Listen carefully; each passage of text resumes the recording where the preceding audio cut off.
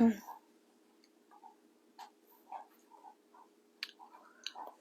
right. Day 10. It's March 10th, I think.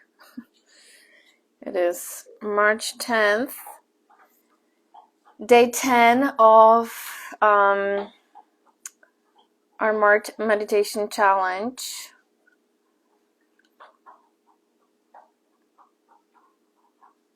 So find your body, settle in, whether you're sitting or laying down. Again, kind of drop in, right? Get yourself into whatever space that you kind of come to, creating this space for yourself. And by now that, that should be not easy. I guess easy, it's never easy. But it should be a little more routine, I guess, even though maybe 10 days not enough for it to be a routine. But just kind of notice what that looks like, what that feels like, and then just kind of dropping in whatever that looks like for you. Finding the body for a moment, connecting with the breath. And the timer starts now. 15 minutes.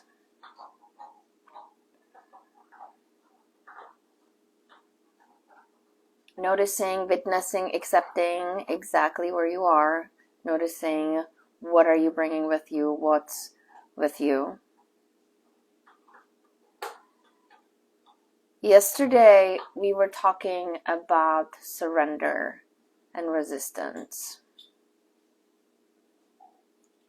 and how resistance is based in ego and fear, and how surrender comes and then possibly opens a path for a choice.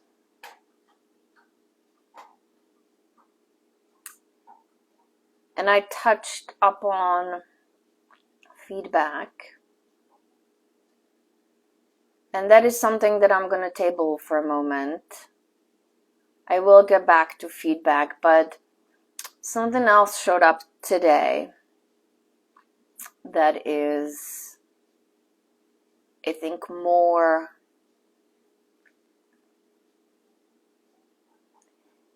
in line to, or leads into from where we were going, or what we were talking about. And that is a choice. So today we will ponder upon the choices that we make and the choices that we feel that we don't maybe have.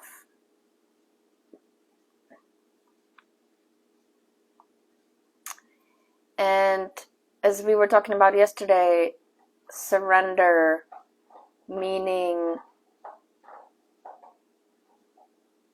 accepting enough to remove the resistance. Because while you can have an acceptance for whatever it is that you're looking at, there still can be resistance, or possibly the resistance comes out of certain blind spots that we've talked about before that. But once you surrender, the resistance is removed, may not be the right choice of words. It kind of disappears, or it lifts a little bit, and there may still be some, because there's this moment between surrender and resistance. You can kind of go back and forth a little bit, right? But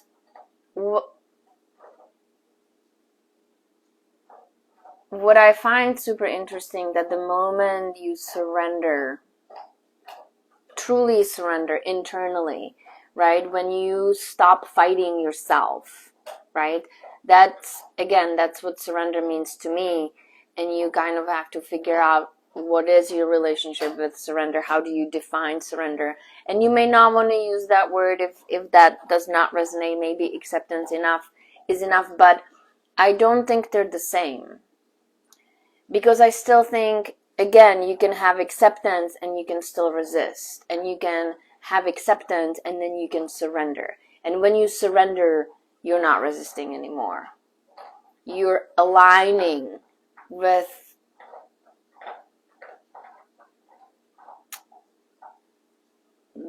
the flow, the energy flow of whatever you're experiencing, if that makes any sense. And as I said yesterday, just to kind of follow up or maybe just pick up exactly where I left off, from surrender, from a state of surrender emerges a path. But when I think about it more, or when I, sit with the surrender state, or when I find myself in a state of surrender, I feel that even better than a path, you are capable of making a choice.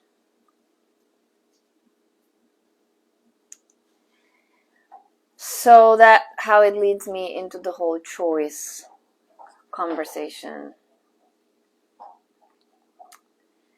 Because I think having a mindset that everything is a choice is super important. Especially when you start looking at the things where I have to do this, or I can't do that, or I want to do this but I can't, or I don't want to do this but I have to. Right? And those are maybe little things, but the mindset is already, I don't have a choice, right? The mindset is already powerlessness. The mindset is you are not in charge. The mindset is you are not accountable because you don't have a choice. And I think shifting the mindset to you always have a choice. And let's focus on the always just for a moment, because there is an exception to the rule, but I will table that for a moment. So let's just agree for a moment that you always have a choice. The mindset is that you always have a choice.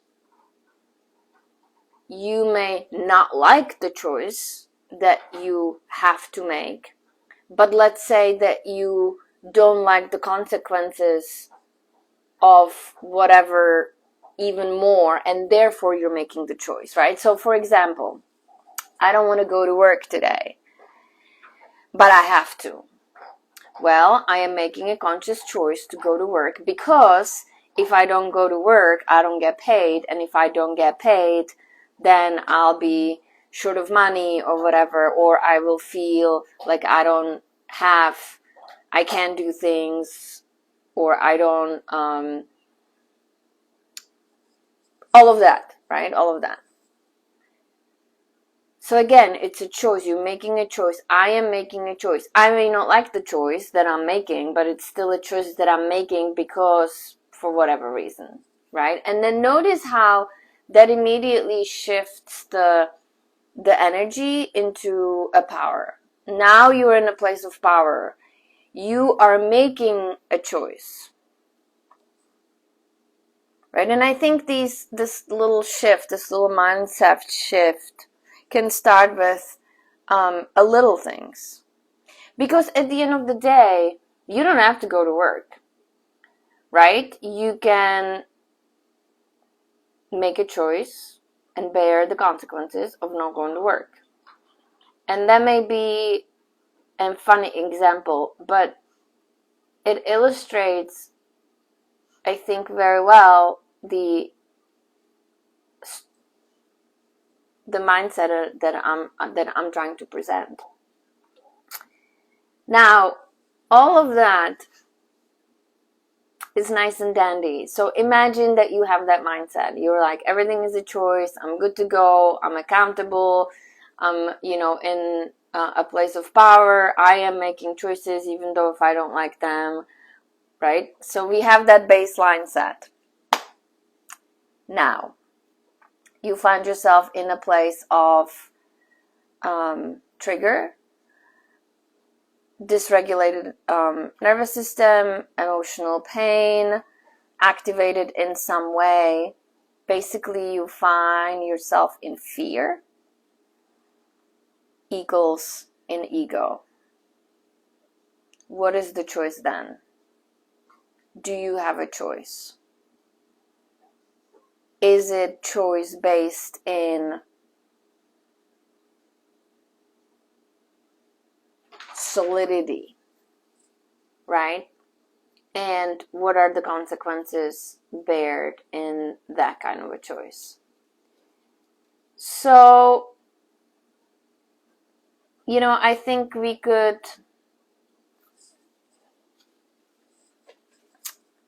debate this. There could be a case made, I think, that when you're in ego state, when you're in fear, you do not have a choice at all.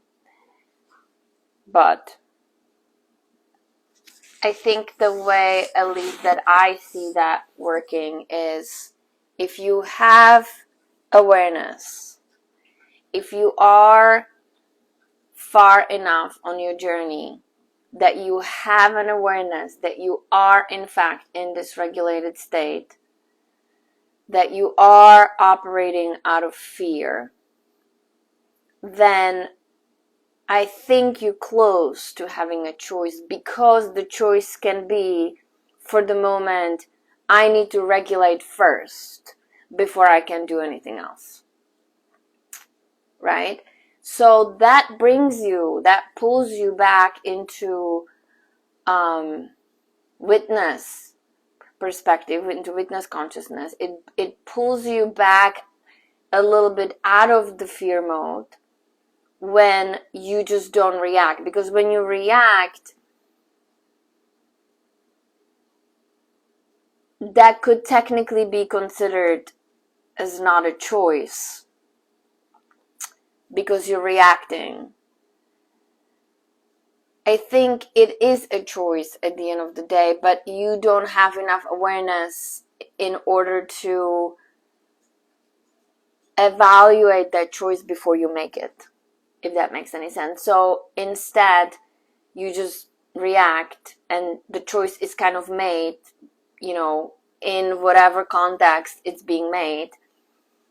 And then you have to bear the consequences. So I think part of meditation practice, right, is flexing the muscle of recognizing where you are in any given moment, including being in fear, and then being able to make a choice to possibly delay whatever reaction you may have, and then from that place making a choice that is actually based in not fear or not complete fear. So there's some awareness, right, within you about the choice that you're actually making. I think this one it is pretty, there's a lot of folds, right? Because I think the level of awareness that you have around whatever it is that you're looking at needs to be really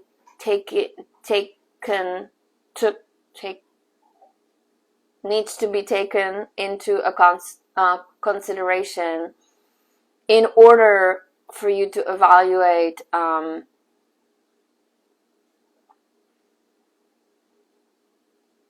the level of consciousness of the choice that you're making. Wow. This is a tough one. This is really, really tough one. And it's interesting how it came up for me, because I've been struggling with certain choices that I have made recently. And while I was fully aware and was holding myself responsible for the choices that I've been making, the consequences of those choices were really harmful to me emotionally. And I felt that while I was making conscious choice, I didn't realize,